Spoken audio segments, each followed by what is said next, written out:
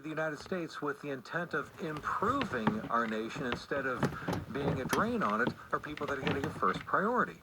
Okay, this is also something that would tend to reduce the influx of immigrants into this country. Right now, we're bringing in over 1 million people a year. Over 1 million were brought in last year in 2016. This new plan would reduce that to in the neighborhood of 500,000 to 600,000. And so you're getting these left-wing, liberal, rhino Republicans who are saying this is so wrong, this is mean-spirited. Ana Navarro on CNN says this is, quote, racist.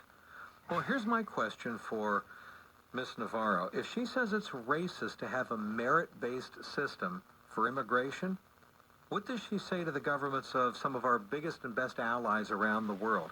Australia, Canada, Denmark, Germany, Japan, New Zealand, South Korea, United Kingdom. The list goes on and on. You know these nations? They all have merit-based immigration systems as well. So are they racist? Why haven't any liberals called these other nations racist all this time? Until now, suddenly Donald Trump says we want to do the same thing here in America. Now suddenly it's racist, it's xenophobic, it's mean-spirited. But then also the idea of reducing the amount of immigrants coming into this country from 1 million a year to 500,000 to 600,000 a year. Well, that's being called racist and xenophobic. Well, let's examine that for a moment. If 1 million is not racist, what about 900,000, 800,000, 600,000? At what point below 1 million does it become mean-spirited regarding immigration? Do you know in the 1970s through that decade, we averaged about 350,000 a year coming into this country, about a third of what it was last year in 2016. Were we a racist nation in the 1970s under Jimmy Carter? As a matter of fact, the final year of Bill Clinton's presidency, 1999, he let in 645,000 immigrants into this country. 645,000. So was Bill Clinton a xenophobic racist? He didn't allow 1 million.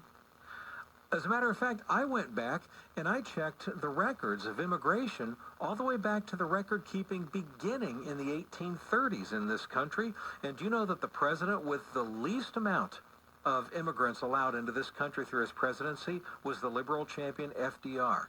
That's right. In his 12 years of presidency, he only averaged 44,000 immigrants allowed into the country a year for a combined total of 528,000.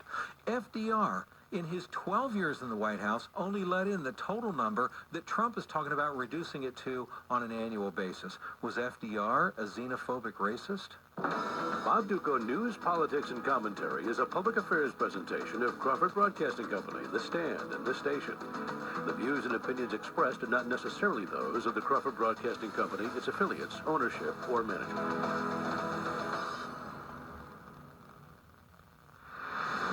Keeping it real. Mike McIntyre, weekday afternoons on The Light.